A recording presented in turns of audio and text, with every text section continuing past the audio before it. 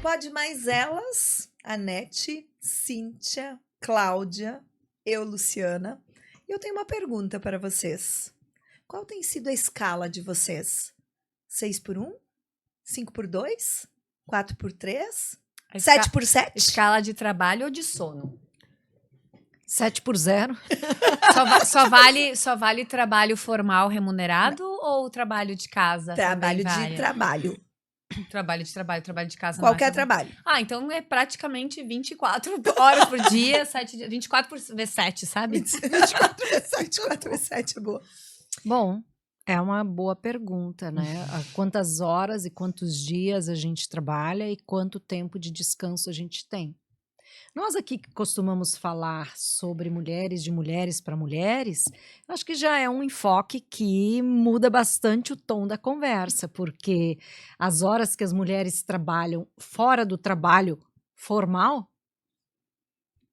já são muitas horas. Então, o descanso, quando a gente discute descanso, né, fora do horário de trabalho formal, ele depende de quem a gente está falando. Os políticos, os deputados, as autoridades estão debatendo e votando a escala formal. Mas a escala real... O debate é as pessoas terem mais tempo para viver e cuidar da saúde. Cuidar da saúde, cuidar da família. Viver, né, gente? Assim, usufruir do tempo de vida fora do trabalho. Fora do trabalho, né? Não viver para trabalhar. Essa seria a questão que move todo esse debate pelo fim da escala 6x1. Isso. Mas não que necessariamente isso vá acontecer das pessoas usarem esse, digamos, tempo de livre, que seria não vinculado a um trabalho formal, então livre de um trabalho formal, para que elas possam ter outros trabalhos. Mas aí não assina um termo, assim, não. Que tu te compromete eu acho que vocês estão pegando pelo caminho errado, gente. Quer dizer, errado. Eu acho... Errado para você. Vou reformular minha frase. Eu vejo essa situação com um outro olhar, tá? Hoje, a Luciana, formalmente, vou chutar, deve ter uma escala de 44 horas, talvez, tá? Digamos que seja. A gente sabe que ela trabalha muito mais do que isso, faz várias 36. outras coisas. Tudo bem, faz várias outras coisas fora do horário. Uma das escalas, né? Então, assim, ela optou por isso. Certo? É por necessidade financeira, é por ambição, é por vontade, é por qualquer coisa, não importa. Mas ela teve o direito de escolher. Tem muitas pessoas que não têm o direito de escolher o que fazer com o seu tempo livre, porque esse tempo livre não existe. Vocês imaginam quem trabalha 6x1, 8 horas por dia, pega 2 conduções para ir, 2 conduções para voltar, só sobra o domingo, ou nem sempre, dependendo do trabalho, o dia de folga varia, para lavar roupa, limpar a casa, dormir para tentar recuperar o sono da semana. É disso que a gente está falando. Se essa pessoa vai ter um dia a mais que ela não vai precisar ir para esse trabalho e ela decidir nesse dia trabalhar em outra coisa, isso é um direito dela. Entendem? Mas ela ser obrigada a estar trabalhando esses 6 dias, isso é desumano. Essa é a minha... É por esse ângulo que eu olho.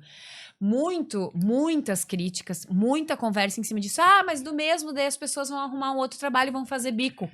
Que seja. Mas elas vão ter o direito de escolher. Ponto de vista de escolha. Ou a necessidade, Cláudia. Por quê? Porque, a lei prevê que o salário vai continuar igual. Mas os empregos vão ser preservados todos com salário igual? Não vão. Aí a gente entra numa outra questão, que é: quem precisa do trabalhador? É a empresa ou é o trabalhador que precisa da empresa? Se as pessoas... mas se as pessoas se derem conta de que a empresa só existe se elas estiverem lá trabalhando, elas, assim, ó, existem comprovações de estudos em diversos países onde isso já acontece, de como a produtividade aumenta, as pessoas estão mais tranquilas. Eu saber que eu vou ter 2 dias em casa para fazer as minhas coisas, em vez de um, que eu vou estar na sexta-feira, acabou. E não, ai, tem mais. Vocês entendem assim, Mas eu acho agora- que a gente tem essa dúvida, quer dizer, esse. Talvez até eu vou dizer assim que a gente romantiza que vai ser o final de semana, né? Mas quando a gente olha para essa escala, não tem a definição. A escala, ela tem que ter 2 dias de folga. Sim, eu tô Ou falando em final prefere- de é, semana, mas pode ser qualquer dia. pode ser sim. qualquer dia. Até E porque todo mundo vai querer continuar indo no supermercado no sábado e domingo. Quem poderia ir durante a semana vai continuar indo no sábado e eu acho domingo. que esse que é o E ninguém ponto. vai querer trabalhar no sábado e domingo. E esse que é que eu acho que é o ponto quando a gente fala da escala. Porque quando a gente pega a escala 6x1, o que a gente está falando? 7h33 de segunda a sábado, né? Não seria uma carga horária de 8 horas, é pouquinhos minutos. Quando a gente fala do deslocamento, claro, né, Cláudia? Eu concordo contigo, não tem nem. A gente mora É um aqui dia numa menos cidade. que tu não precisa ir. Numa cidade que tu te desloca aí 20, 30 quilômetros, tu faz isso em 20 minutos. Mas a gente sabe que grandes metrópoles, onde as pessoas dependem de trem, dependem de ônibus, às vezes 3 conduções para chegar no seu no seu posto de trabalho, é muito complexo isso. Mas eu penso que talvez não é necessariamente só uma questão dos dias de folga. E sim, o que eu acredito que também seria bem interessante, quando a gente olha para os postos de trabalho, onde estão essas pessoas, a gente está falando prioritariamente de comércio, indústrias que trabalham por regimes de turnos e serviços de saúde. São os que têm a maior predominância dessa escala. Né? Se a gente vai para o segmento de segurança, o pessoal trabalha numa escala 12/36 e, em tese, tem um tempo maior de descanso entre uma jornada e outra. Mas o que acontece com isso? Esses postos de trabalho onde as pessoas estão é que também geram um desgaste muito grande, que é o que a gente fala hoje, quando a gente olha dos fatores psicossociais, a gente vai fazendo esse link aí com o ambiente de trabalho. O que eu penso que precisaria se a gente olha para a indústria? Eu fico imaginando uma pessoa trabalhar, ela vai trabalhar lá 8 horas por dia, né, 5 dias na semana, mas num ambiente onde ela está com um equipamento pesado para trabalhar. Eu fico imaginando, não quero fazer nenhuma apologia ruim aqui, mas vamos pegar num ambiente tipo frigoríficos. Ela está fazendo aquele serviço repetitivo e maçante. Eu penso que a gente precisaria olhar muito mais para a automação nos processos de indústria para que as pessoas pudessem desenvolver outras habilidades muito mais ligadas às questões humanas e daí, se elas vão trabalhar daqui a pouquinho numa escala 5x2 ou 6x1, mas se aquilo vai gerar para elas muito mais propósito e prazer, Sentido, né? para mim o desgaste, né? A gente está falando disso e eu concordo. Sim, as pessoas precisam ter mais tempo, mas quando eu falo do que elas vão fazer com esse tempo, qual é o propósito que elas vão trazer para se sentirem parte ainda de algo? Porque o que eu olho, assim, ó, acompanhando aí em 30 anos, né, de trabalhando no mercado, as empresas vão se adaptar. Elas vão, isso não tem dúvida, elas vão se adaptar porque já se adaptaram. A gente já vinha de uma escala que as pessoas já trabalharam quase algo em torno de 54 horas semanais. As empresas vão se adaptar. Algumas vão quebrar nessa caminhada, vão. Mas a grande. É fato.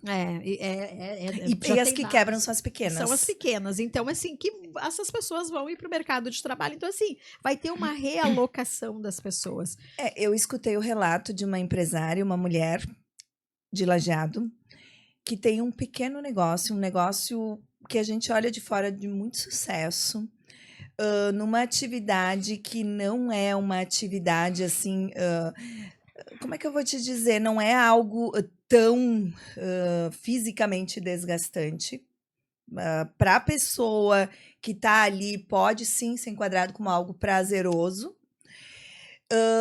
E essa pessoa, essa empresária, me trouxe em números. Simplesmente assim, se for obrigado, eu fecho as portas. Por quê? Porque ela fez um investimento, ela assumiu, ela comprou um local onde ela instalou a empresa dela. Hoje ela tem dificuldades de encontrar pessoas. Então ela está com 2 vagas em aberto há muito tempo e tem dificuldade de encontrar. E aí, para ela manter, hoje a margem de ganho dela de resultado, ela me mostrou os números. Se ela tiver que reduzir a carga horária e fechar, por exemplo, o sábado de manhã, que hoje ela abre, ela não vai ter resultado suficiente para pagar o salário das pessoas que estão ali e para pagar as contas, a estrutura que ela tem hoje, que é um ponto no centro de Lajeado. E aí a gente ficou juntas analisando, porque até então eu não tinha tido nenhum caso real assim para analisar. E ela disse para mim, é um sonho de uma vida. É uma frustração gigante, mas não tem outro caminho. Eu não vou dar conta, não tem como, não tem como. Se eu tiver que pagar o mesmo salário e as pessoas trabalharem menos horas, eu preciso fechar tais horários, vai reduzir tanto, porque hoje a gente produz no limite da capacidade de produção com estas pessoas e com as horas trabalhadas. Então é impossível. E se eu subir o preço, as pessoas também não vão pagar porque já consideram caro o produto, com valor agregado para esse público, né?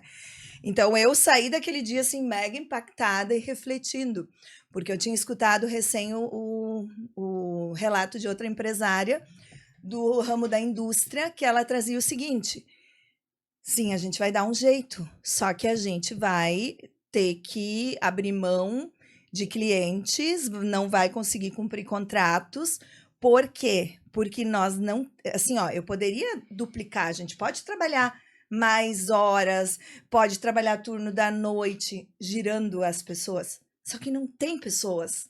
Eu tô com Agora, 10 Luciana, vagas em aberto. Só que esse é um e não outro tem. problema, né? Eu acho que o fato de a gente não ter mão de obra é um outro problema, né? Não é o problema da escala, né, que a gente está Tem falando. estudiosos que vinculam o fato das pessoas Não, não porque a gente estarem ainda indo não mais para o mercado de trabalho por conta da escala. Que não dessa querem, escala. né? É, Não, não, não, querem. não, não. Daqui a pouco gente, uma escala diferente Não, mas vai é trazer que a pessoas escala pra lá. ainda não foi adotada, o índice de desemprego é tal e não tem gente no mercado, né? Porque, enfim, tem uma empregabilidade bastante alta. A gente não pode agora vincular a falta de cobertura dos postos de trabalho à escala que ainda não está em vigor. Não, mas ela Não já- é essa a justamente- intenção. É justamente É o justo o contrário. contrário. Que de repente, com uma escala diferente, as pessoas tenham interesse, se apresentem para trabalhar nesses postos. Tá, Só aí, que a gente já tá. tem hoje também uma coisa assim, né? Que a gente está falando dessa escala 5x2. Ela já está em vigor em muitas empresas. Sim. Isso Sim, hoje, as sim, é 44 verdade. horas semanais É. que a gente vai reduzir. O Sim. número de dias, hoje a gente já pratica, e na maioria dos estabelecimentos Quem é não essa trabalha escala. no sábado. Já não trabalha já- sábado é, e domingo. já é fácil. As indústrias, É. principalmente, né? As Só não que têm elas 24 incluíram horas. essas Só que horas. aumentou, faz 8 horas e 48 minutos Isso. e faz um regime de compensação para não precisar Uhum. trabalhar no sábado, que é o que tu pode Sim. fazer. O que acontece? A gente está falando da escala 5x2, mas com redução, né? Que ela faz uma Sim. proporcionalidade, 42, para depois 40 horas semanais. Então, eu acredito que o grande ganho que se fala hoje na questão das pessoas terem mais tempo também está ligado à redução dessas 4 horas na jornada. Sim, Claro. sim, Efetivamente, as pessoas vão trabalhar 8 horas por dia, Exato. considerando uma hora de intervalo ali, então elas vão ter um tempo maior. E isso hoje tem também alguns estudiosos trazendo isso, que isso pode ser um ponto que vai estimular por estudos. Até tem um estudo que foi feito por um centro norte-americano que eles trazem assim essa visão do quanto pode melhorar as possibilidades de profissionais no mercado de trabalho. Eu também acredito que possa Tem muitos melhorar. países que já adotaram É. e tem países que já têm uma escala menor ainda, né? 36 Então acho horas, que é que o foi processo. a primeira proposta, Isso. né? É. Em atividades que envolvem processo criativo, processo mental, eu considero praticamente lógico que vai aumentar a produtividade. Porque se tu trabalha menos tempo, tu tá mais descansado, tu vai ter, tu consegue. Vamos pegar a função de jornalista, tá? Que vai escrever textos, vai depender de uma inspiração, de ideias, de estar bem para conseguir produzir bem. Tu pode tranquilamente produzir em 6 horas o que tu produz em 8. Eu acredito nisso. Agora, vamos para um campo de uma indústria onde tu tem uma máquina, onde tu tem um tempo, onde tu tem um limite de produtividade. ali tu não vai ter essa Mas essa não é nas produção. mas não é nas pessoas que tem que se olhar. Aí eu vou concordar com a Cíntia. A gente tem que olhar para os processos. Os processos têm que ser mais práticos, mais automatizados, e não as pessoas terem que Só que ficar para mais isso tempo lá. requer investimento. E as nossas pequenas indústrias acho não tem às como vezes, robotizar. Aí, não é só Luciana, robotizar. Eu acho que é o treinamento que tem que mudar, porque a gente também sabe que as pessoas não estão tão eficientes, não estão tão produtivas muitas vezes. E que talvez Mas a indústria tem Cíntia, me ajuda, tipo, tem uma um capacidade ritmo, né? máxima. O que acontece? A gente tem alguns estudos da CNI, né, Confederação Nacional das Indústrias, que fala que hoje a indústria, a gente está falando especificamente da indústria, a indústria brasileira, ela não tem uma produtividade assim, comparada com outros países adequada. Eu não quero errar, não quero falar um número equivocado, mas se eu não me engano, algo em torno de 19% abaixo de uma média. E isso está muito ligado à pesquisa, à inovação, a trazer novos processos que faltam dentro da indústria, tirando, claro, a questão do agro, que teve assim, uma evolução muito grande. Então, a gente tem hoje e eu acho que o agro é um ponto onde a gente olha. Se tu pensar um trator há 30 anos atrás e um trator hoje, o trator é totalmente com automação, a pessoa Com que ar-condicionado, com qualidade. Então, acho que aqui a gente tem uma comparação, assim, que a gente consegue enxergar quando a gente fala de avanço e de bem-estar, e que daí a gente sabe que pessoal que em período de colheita fica 12 horas dentro de um trator e o serviço ali, né, ele segue porque precisa tem aquela necessidade. Quando a gente olha assim para indústrias maiores, os processos, eu acredito assim até que eles são bem elaborados, né? Porque elas passam por programas de melhoria contínua, buscam isso. Mas o que eu acredito que a gente ainda tem na nossa indústria, a manufatura. A manufatura ela é manual, é quase que artesanal. Então, e é um processo repetitivo. E aí, talvez é isso hoje que a gente tem um espaço para melhoria da qualidade do trabalho. Assim, ali, eu acho que muitos outros também, não é? Muitos Às vezes outros, não é a gente nem automação, precisa às vezes é só processo mesmo que eu me refiro. Ajustar. Sabe? Ajustar processos. Agora, se E aí olharmos os entra a segmentos, qualidade. a indústria é muito mais organizada que a maioria dos departamentos de serviços, de vários outros segmentos, né? Em termos de processo. A gente nem tá. Mas a gente tá falando sobre não sempre ser sobre os funcionários, sobre a carga horária, a grande questão. E, Luciana, tu vai me perdoar com o comentário que eu vou fazer, mas eu li uma coisa na semana passada que dizia assim, se a sua empresa não consegue se sustentar com essa mudança de carga horária dos funcionários, é porque ela já deveria ter fechado. E se o hospital fechar? Mas o hospital não vai fechar. Eu acho que esse terrorismo, eu quero o terrorismo não que é se terrorismo, faz, Anete, né? mas assim, o que eu quero dizer? Vai fechar. Não é Na só pandemia as ia empresas. fechar. Né? Na pandemia, por exemplo, é um grande exemplo de sobrevivência diante de situações totalmente atípicas. E eu acho que essa pressão, eu falei terrorismo, né? Quase que, né, que se faz sobre, nossa, vai acabar, vão falir, vão... Sempre houve isso, né? Nas análises que a gente escuta, sempre nos processos de transição, de adaptação, já se trabalhou, como a Cíntia disse, mais de 50 horas. Em todos os processos de mudança, há grandes resistências. Não é? Agora, quando a gente vê que, por exemplo, como é que os afastamentos por transtornos mentais, por que a gente está também discutindo? Qual é a base dessa discussão toda? De onde que vem essa discussão? E, às vezes, a gente... Quando escuta, talvez as defesas mais acaloradas, né, de um lado ou de outro, né, às vezes se esquece qual a origem desse debate. Né? E quando a gente começou aqui, eu falei, vamos começar pensando o quanto as mulheres trabalham. Né? E o que isso significa em termos de qualidade de vida para todo mundo. E porque quando a gente, no Brasil, por exemplo, o Brasil foi um dos últimos países, não é, a acabar com a escravidão. E quando se acabou com a escravidão, a discussão era essa, que o pessoal não ia trabalhar, que todo mundo ia morrer de fome, que eles não sabiam trabalhar, que isso ia falir o país. Então, é a mesma discussão. Agora, né? Nete, uma pergunta nesse sentido. Eu não estou aqui defendendo, eu não sou contrária à redução, mas eu estou trazendo alguns aspectos que eu escuto e que estou assim, trazendo outros. O que adoece mais são as horas de trabalho ou são as relações no trabalho? Pois é, aí que também existe uma questão. Eu acho que podem ser ambas as coisas, mas a gente não tem que ajustar ambas. Não significa discutir ou cada um puxa de um lado e um diz, os desgastes são as relações. Então a gente tem que perguntar por quê?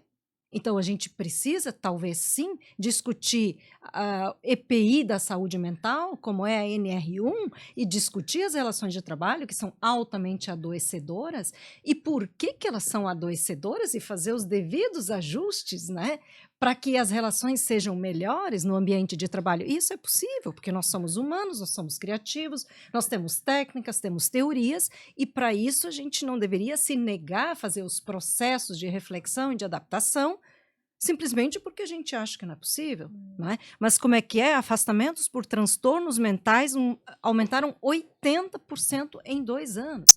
A gente está num nível de esgotamento no campo da saúde mental, no mundo, no ambiente de trabalho, que não dá para não discutir e perguntar por quê, como também não dá para transferir todo o problema da saúde mental para o ambiente doméstico. Não é? Eu Então, diria não é que nem esse aparelhinho aqui resolveria boa parte dos problemas no trabalho e na saúde mental.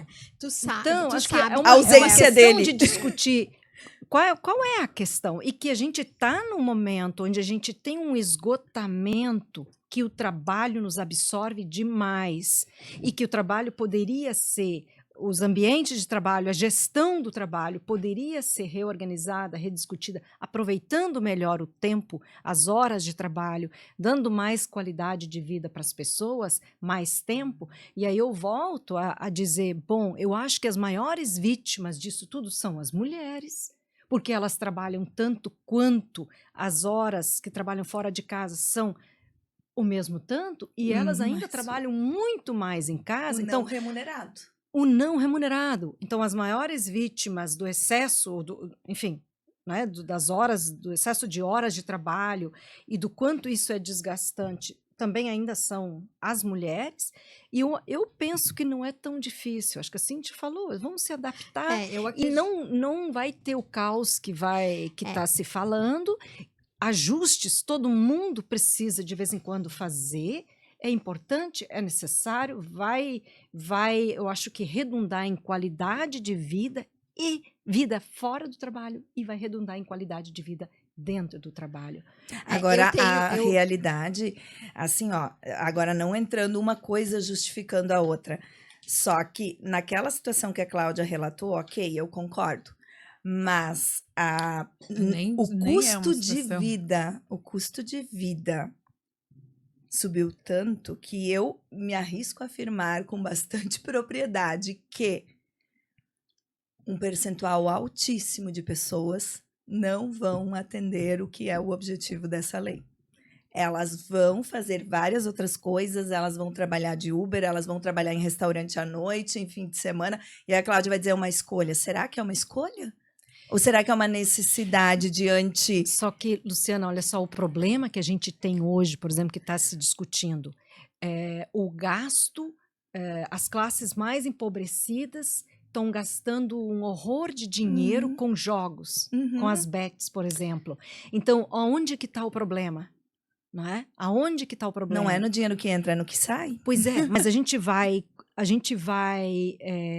culpar os pobres, sobretudo homens, que jogam dinheiro fora com jogos, ou a gente vai discutir essa questão e vai avaliar o que essas grandes empresas de jogos, as bets e tudo mais, estão fazendo sem uma regulação, sem que haja limite, sem que haja regulação. Tem que ter regulação. Como se elas não existissem, né? Tem que ter regulação. Elas pagam impostos? Não pagam? O que a gente poderia ter em termos de impostos arrecadados para se investir em educação? Em Pra trazer consertar a qualidade. saúde mental depois? Desculpa, até tava. Independente. Porque hoje apareceu um número pra mim que me chamou a atenção e agora eu não consigo buscar mais, referente a gastos que já ocorreram esse ano com saúde mental. E agora eu não sei se eram 75 milhões ou 954 milhões, algo assim, pelo que eu anotei aqui. Talvez por mês, então, o valor. Mas olha que interessante. Os gastos com saúde mental comprometem o orçamento de entre 35% e 40% das famílias brasileiras, configurando entre as 6 maiores prioridades financeiras. E o gasto Então, se você tem público, uma né, saúde, com saúde. uma saúde no trabalho, e aí a gente pode falar tanto na questão das relações de trabalho, quanto na questão da carga horária, do deslocamento e tudo mais, olha o que você popa, 35% do orçamento. E lembrando que Entende? saúde mental não é só fruto do trabalho, né? Não, claro. Toda a questão dos conflitos que a gente falava no podcast anterior, lá das meninas na escola, que se leva para a vida adulta, que vai para os relacionamentos Sim. amorosos, continua Refletem nas impactando a relações. saúde mental daquela pessoa. Sempre teve o Sabe- problema da saúde mental individual e familiar. Pela primeira vez, nós estamos discutindo a questão da saúde mental No no trabalho. trabalho, pela primeira vez. E por isso é uma coisa tão grandiosa, porque já se discutiu a saúde mental individual como fruto de N coisas, mas pela primeira vez chegou no campo do trabalho. E nesse sentido, eu acho muito importante, porque bom, agora chegou no trabalho. É. A gente sabe há muitos anos, não é, que isso tem reflexos, mas agora finalmente estamos tomando em conta que a saúde mental é afetada também no ambiente de trabalho, que já era afetada fora, a gente já sabia há muito tempo. O curioso é... eu sempre tenho que fazer uma brincadeirinha, né? O curioso é que quando se falava em saúde mental, do indivíduo ou das relações familiares, a gente tinha aquela máxima, né? Não, que o que é do trabalho, que é de casa é de casa. Agora, quando a gente fala em problemas de saúde mental e psicológicos relacionados ao trabalho, todo mundo lembra, mas as coisas também começam em casa e do indivíduo. Agora, não tem mais essa separação de que uma pessoa no trabalho, outra pessoa em casa.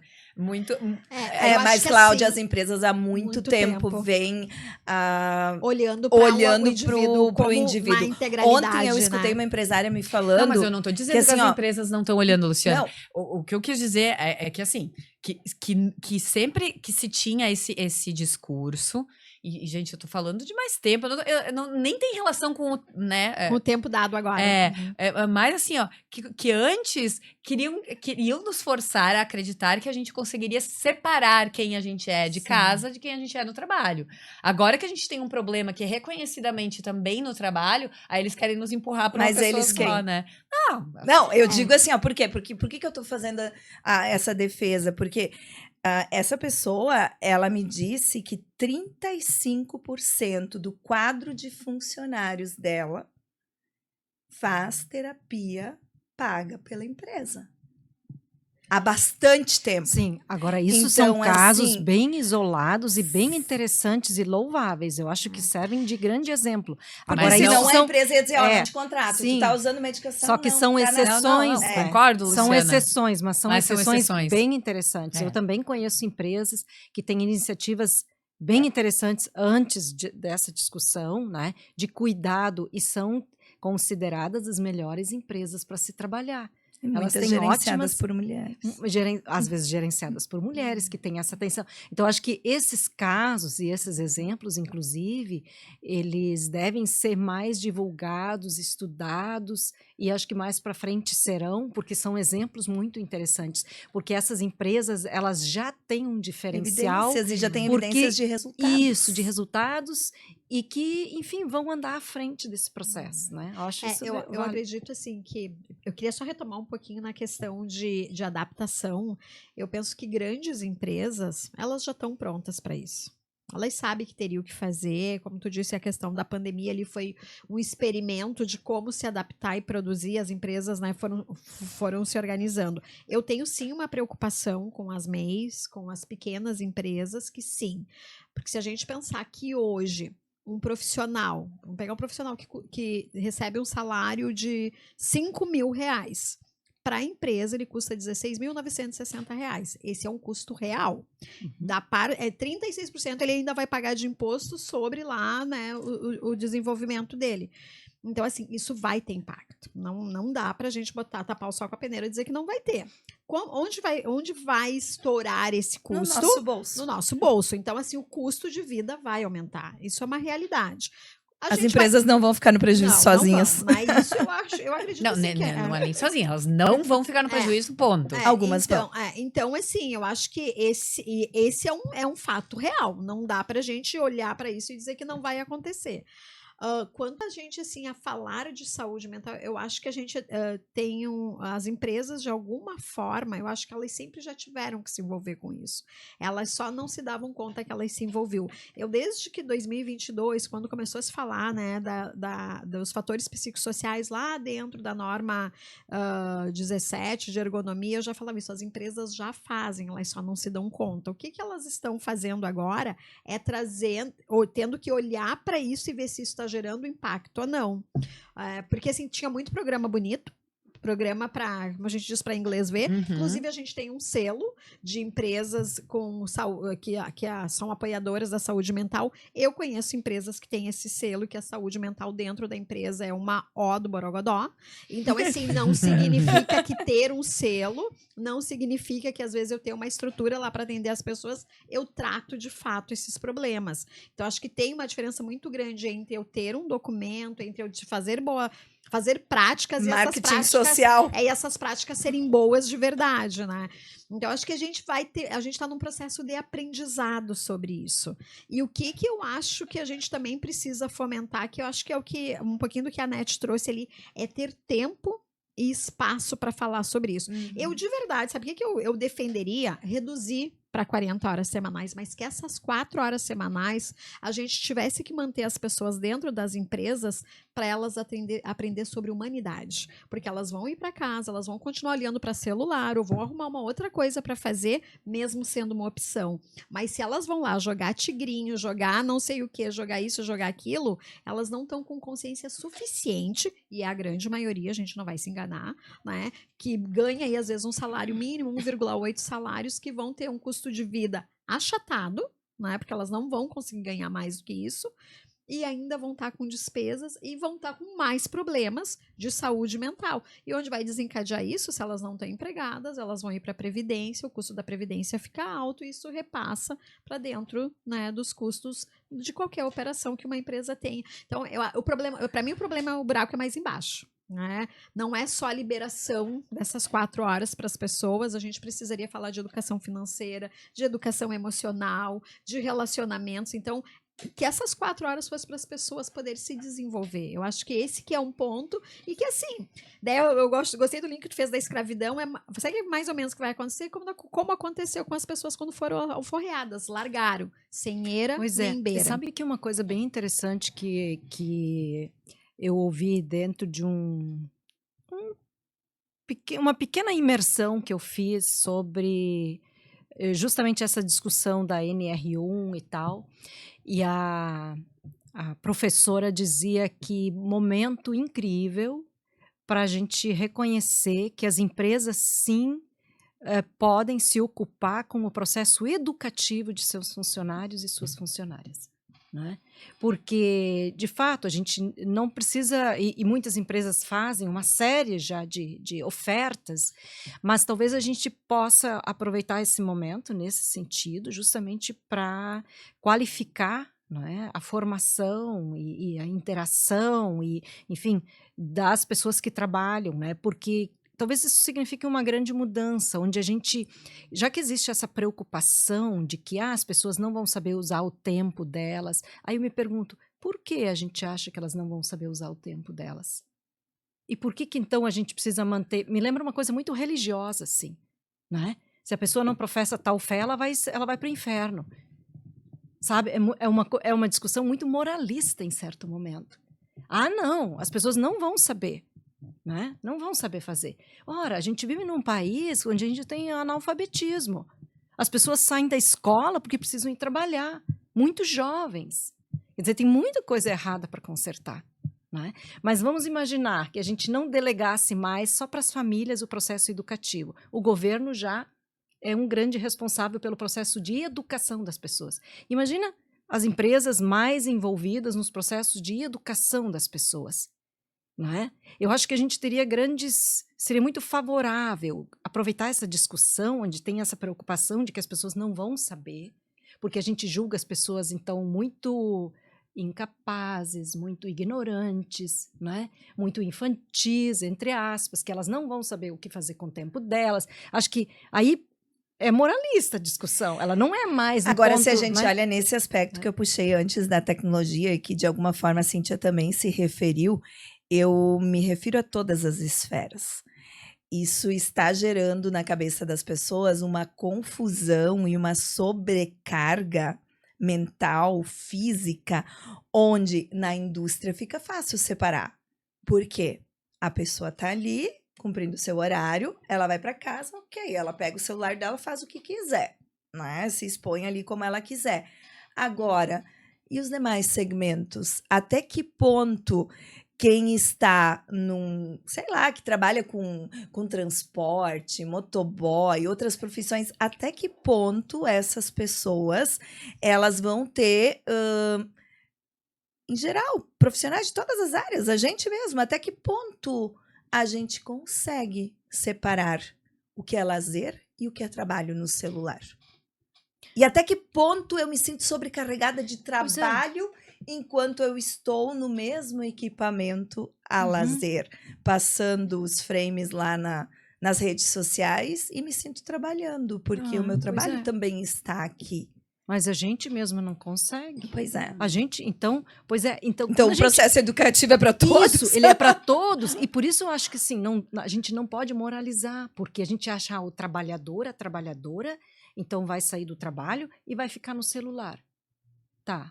Todo mundo tá ficando no celular. Mas o E quanto isso vai essa contribuir com a discussão- qualidade de Não, vida? pois é, mas essa discussão do excesso de tempo que a gente passa nas telas é uma outra discussão. Ela não é a discussão que a gente deveria trazer, né? Agora, eu para acho- essa questão, é. porque isso é um problema real, a gente está discutindo o excesso de tela das crianças, dos jovens e dos adultos, mas essa é uma outra discussão que também deve ser feita, mas E o a gente impacto não é deveria, gigante na e a saúde gente não- emocional. Isso, a gente não deveria misturar. A gente está Mas falando... não tem como separar. Assim, É não, que nem o mas uma trabalho, coisa é família. escala. Não, escala, mas a Doença. gente não deveria trazer essa.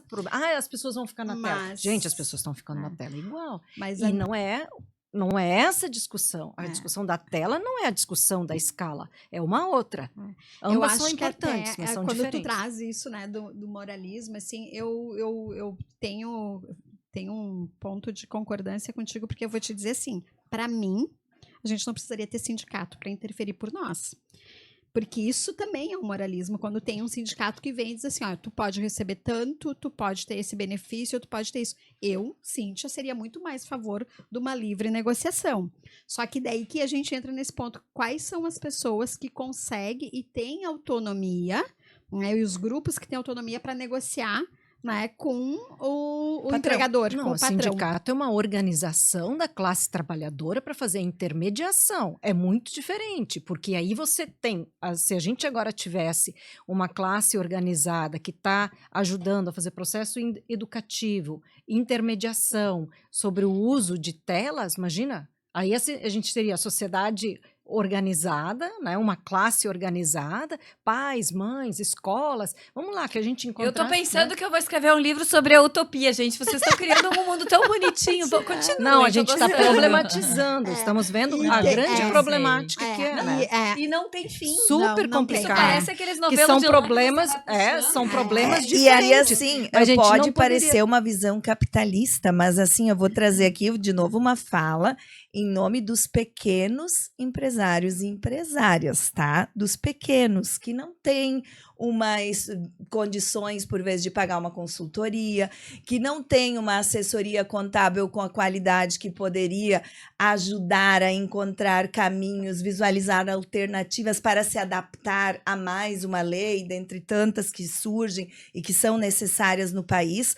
E aí eu tenho escutado muito, e como fica a saúde mental deste empreendedor? Ok, ele escolheu ser empreendedor, mas ele também precisa ter este olhar e este apoio, porque falta para muitas destas pessoas também o suporte e o apoio e alguém, o quanto falta informação para essas pequenas empresas conseguirem enxergar caminhos de atender esta lei, destes líderes cuidarem da sua saúde emocional para ter condições de cuidar ajudar a cuidar da saúde emocional das equipes que estão ali junto.